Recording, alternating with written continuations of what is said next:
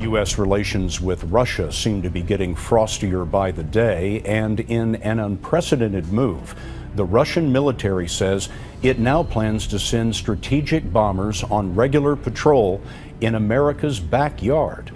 David Martin is looking into this.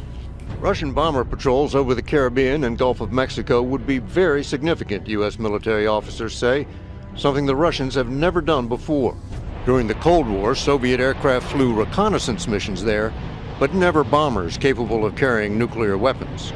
Once in 2008 and again in 2013, blackjack bombers flew to Nicaragua and Venezuela, but those were window dressing for visits by high-level Russian delegations.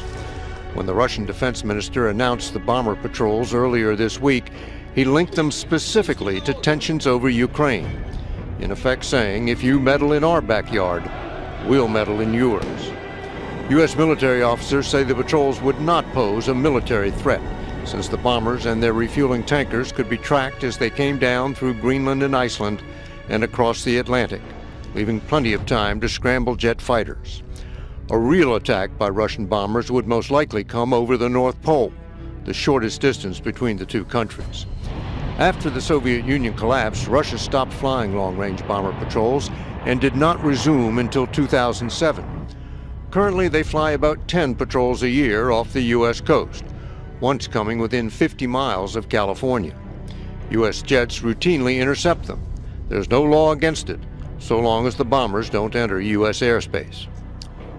With President Obama and Russia's Putin attending the same summit in Australia this weekend, these new patrols are an in-your-face way of saying we're a global power and we're not going to let you push us around. We're going to breaking news now. These pictures are just in of President Barack Obama's car arriving in Brisbane ahead of the G20 Leaders Summit.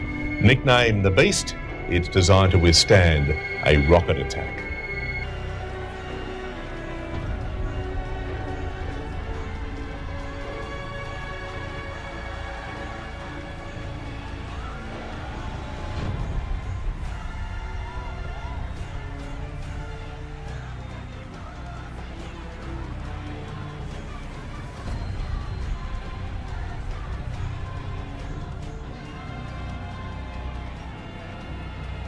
But tidings out of the east and out of the north shall trouble him. Therefore he shall go forth with great fury to destroy and utterly to make away. And he shall plant the tabernacles of his palace between the seas in the glorious holy wood. Yet he shall come to his end, and none shall help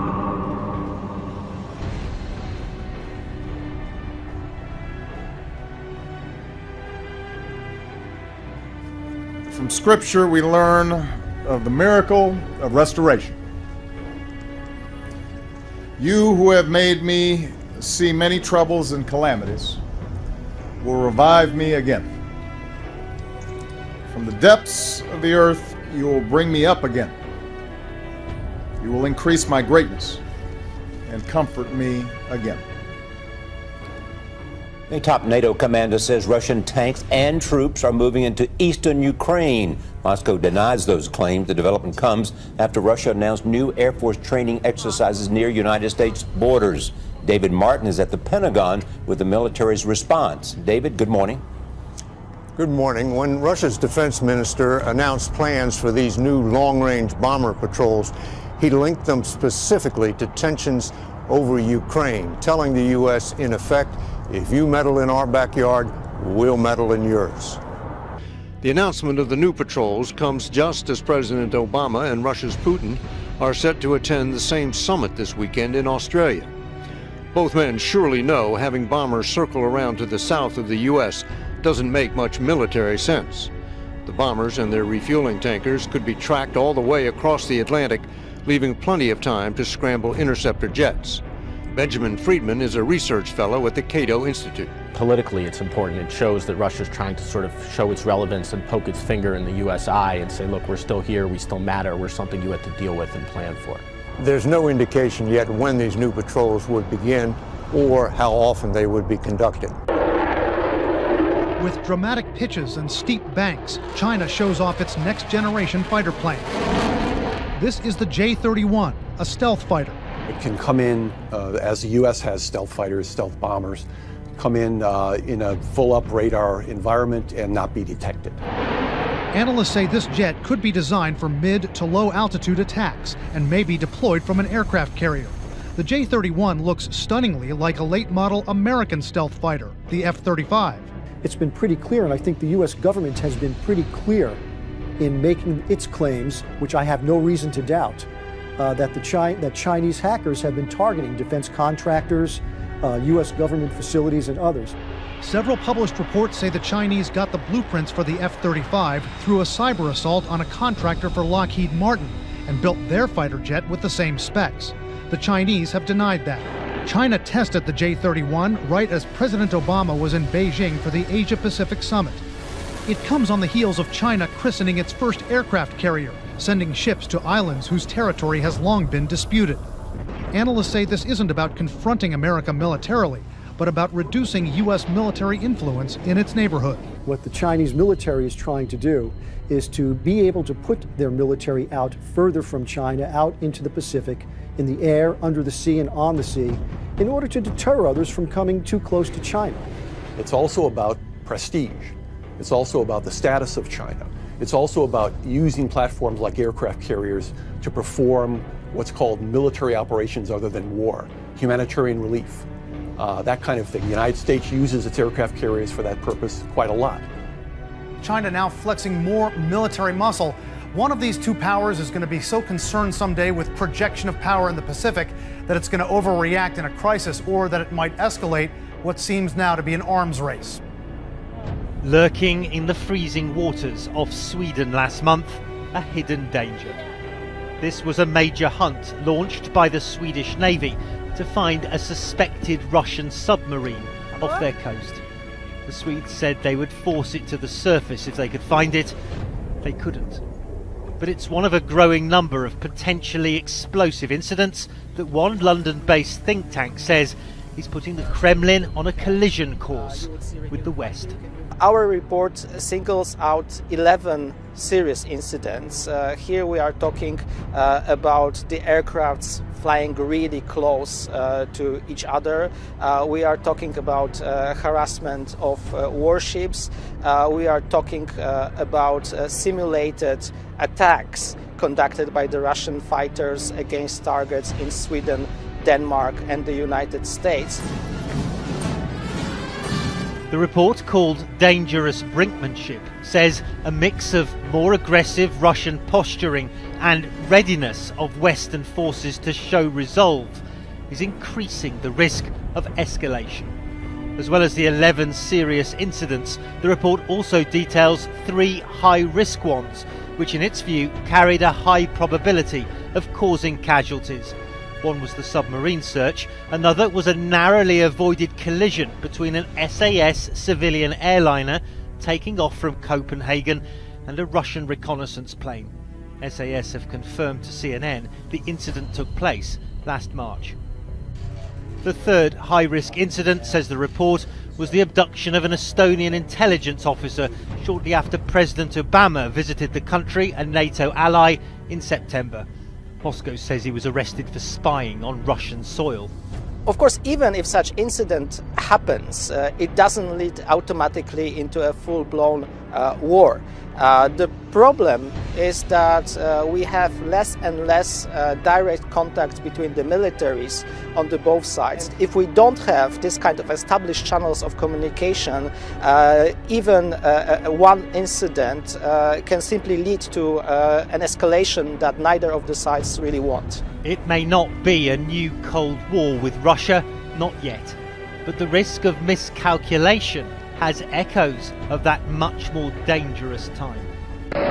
Russian forces on the move again into eastern Ukraine. Preparations, Ukrainian officials tell CNN, for a new offensive by pro-Russian separatists. We have seen columns of Russian equipment, primarily Russian tanks, Russian artillery, Russian air defense systems, and Russian combat troops entering into Ukraine. And NATO says they've observed something even more alarming. Russian warplanes capable of carrying nuclear weapons deployed to Crimea.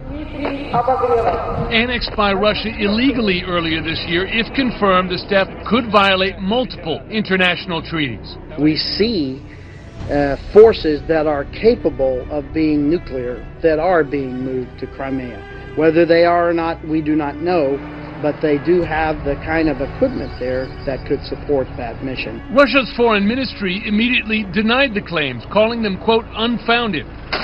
The new weapons, accompanied by renewed fierce fighting between Ukrainian forces and separatists, has all but ended a brief, shaky ceasefire.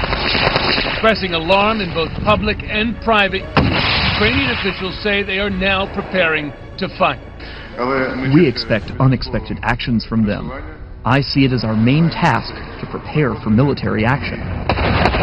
Today, at a UN Security Council session on the situation in Ukraine, Ambassador Samantha Power condemned Russia's actions. Russia has negotiated a peace plan and then systematically undermined it at every step.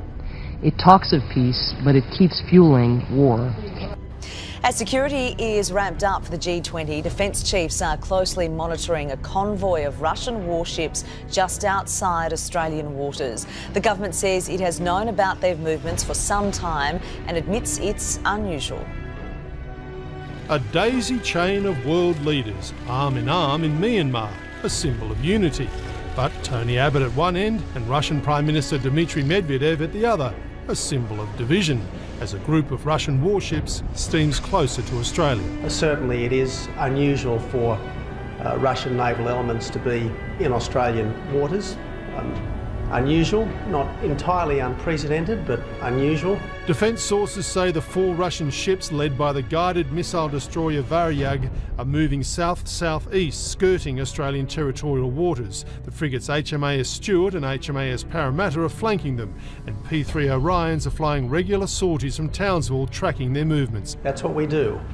When warships are approaching Australia, we keep them well monitored. A Russian embassy spokesman said they would not enter Australian waters. We stick to the rules, nobody wants conflict. He described it as a routine exercise, but an admission.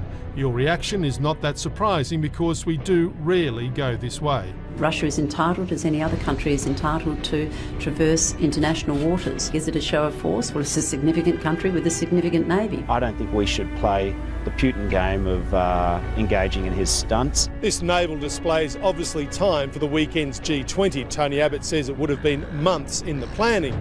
But the Kremlin's confirmed the flotilla left Vladivostok on October 23, 10 days after Tony Abbott threatened to shirt front Vladimir Putin. Let's not forget that Russia has been much more militarily assertive in recent times. Like sending nuclear submarines to Scandinavia, warships off Crimea, troops crossing into Ukraine, long-range bombers flying over Central America, and now its Pacific Fleet skirting Australian waters. I think the rest of the world is watching closely what Russia does because there is an element of unpredictability about it. And this week, the world's watching the G20 in Brisbane. This is a rare view inside the fighting in eastern Ukraine. A gun battle at the airport in Donetsk. Then a rebel tank fires and destroys a Ukrainian military position. These are Ukrainian forces battling separatists armed and supported by Russia. And now more Russian heavy weapons are on the way. New images of Russian military vehicles and artillery rolling into Ukraine. Ukraine's president says his country has lost control of its eastern border. The Ukrainian-Russian border, under independent monitoring, is repeatedly crossed by the Russian regular forces. Now, those same Russian forces say NATO's supreme allied commander are firing at drones from the International Observer Mission. Reiterating Moscow's frequent denials, today the Russian Foreign Ministry spokesman said no Russian forces of any kind are in Ukraine. There are no military forces or any military movement across the border. And moreover, there is no presence of our troops in the territory of Ukraine. On the map, you can see how Russia has, in effect, now occupied territory inside eastern Ukraine. It's this area here that is under the control of pro-Russian separatists. I'm going to show you here, these are positions of Russian weapon systems as identified by Ukrainian authorities. You can see missile launchers here, tank divisions, and then these troop divisions along the border are what U.S. officials say are 8,000 to 9,000 Russian troops positioned along the border. And that border here, the red area here, is in effect controlled by Russian authorities. And just to place it, this here is where U.S. officials say that Russian-supplied missiles shot down the Malaysian airliner MH17. We begin with growing Russian military activities across the globe. Russia now says it plans to launch long-range bombers on regular patrols from the Arctic onto the Caribbean and Gulf of Mexico. Moscow is also sending a convoy of warships towards Australia. The European leadership has detailed more than 40 major breaches by Russia in the past 8 months. Now, Russian President Vladimir Putin may have some explaining to do as he goes into the G20 summit in Australia. Needless to say, his interaction with other world leaders will be closely watched, as it was at this week's APEC gathering in Beijing. CCTV's Tom Barton reports. President Barack Obama and Vladimir Putin's public interactions display little warmth these days. Their awkward contact at APEC will be quickly followed up thanks to the G20. The build-up to the meeting has been stormy, with rumours and suggestions that Russia either shouldn't be allowed to go or might not turn up. I say with sadness that there's no purpose in being there. Australian Prime Minister Tony Abbott, whose country is hosting the G20 meeting, has pulled back from his talk of shirt-fronting or knocking Putin to the ground, but has said he will have a robust conversation about what he calls the murder of 38 Australian citizens on board flight MH17, which Western governments accuse pro-Russia militants of shooting down in July. From Prime Minister Abbott to President Obama and others, diplomats and journalists will be watching intently for more signs of the chill that has come between Russia and the West. In March, Russia was thrown out of the G8 group of nations for annexing Crimea. But in Moscow, the position of Western powers is seen as counterproductive. I think that if the G8 or the G20 wants to work fully and have influence and have a wide ability to cover problems and solve problems, they need to have dealings with Russia. If these groups turn towards pressure, we're not interested in taking part. President Obama insists Russia has been supporting militants in eastern Ukraine and says it must stop. But President Putin shows little sign of wanting to acquiesce to the West or show weakness in the face of sanctions. Tom Barton, CCTV, Moscow. Wolf, this is about Russia's risky, calculated pattern of aggression toward the U.S. and its Western allies. There have been multiple incursions close to U.S. airspace this year. Recently, a Russian military plane came within 50 miles of the California coast. Some of these encounters have come within a razor's edge of causing serious casualties. A dangerous maneuver. A Russian jet fighter buzzes right in front of a U.S. Air Force surveillance plane, within about 100 feet of the nose, a move which U.S. officials said endangered the American crew. Another incident. A Russian military aircraft comes within 50 miles of the California coast, the closest in years. Get ready for more. Russia's defense minister says his military is about to send long-range bombers to patrol near American coastlines. You're going to have bombers coming in this direction from Russia. You're certainly going to have longer-range bombers coming down this coast, almost certainly.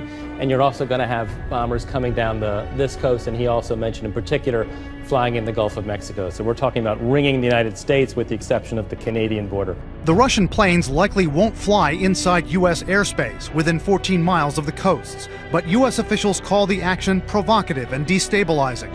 Russia's defense minister says it's a response to aggression near its border with Ukraine. This is a rationalization by Russia, and in particular by President Putin, to strengthen his appeal with his nationalist base. Russia's aggression playing out around the globe. A Scandinavian passenger jet nearly colliding with a Russian surveillance plane. One incident right out of a Tom Clancy novel. In waters near Stockholm, a mysterious underwater vessel makes an emergency call in Russian. It triggers the largest submarine hunt off Sweden since the Cold War. All these incidents have taken place since Russia invaded Crimea in February. More than 40 close military encounters in that period, according to one European report. Analysts say this is one man, Vladimir Putin, flexing his muscle, desperate to restore Russia's Cold War power. Putin is personifying as the tough guy, the image of Russia that he wants to present and those around him want to present now, of a Russia that will not back down, of a Russia that will take on the West, and in fact of a Russia that will take on anybody. take a look at these black dots that we're showing here.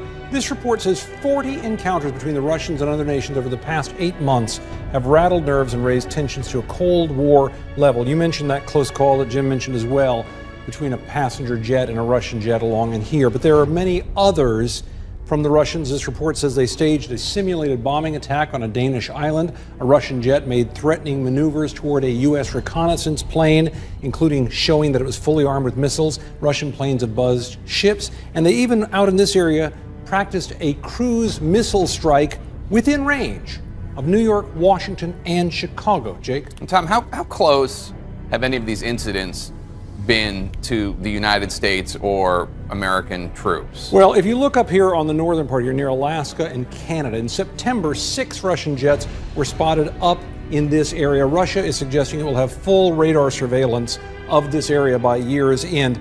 That is not really that uncommon up there. But in June, 4 Russian planes were coming down along the coast here within 200 miles.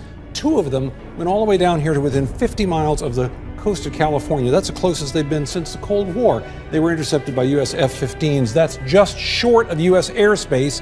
And such incursions are not unheard of, but they're becoming more common, and this was the closest one in about 2 years, Jake. Well, what kind of planes are we talking about? What kind of planes do the Russians even have in their arsenal for these types of flights? For some missions, Russia is using fighter jets along with refueling planes, as Jim just mentioned, but the big piece of equipment on the scene is this. It's the Tupolev 95, nicknamed the Bear by NATO. This plane grew out of the Cold War in the 1950s, way back then. It is a turboprop, so it looks antique compared to modern bombers like the Stealth, but it's a serious weapon. Just take a look at some of the things that it has going for it here. If you go into this plane, you have a maximum speed of almost 600 miles an hour.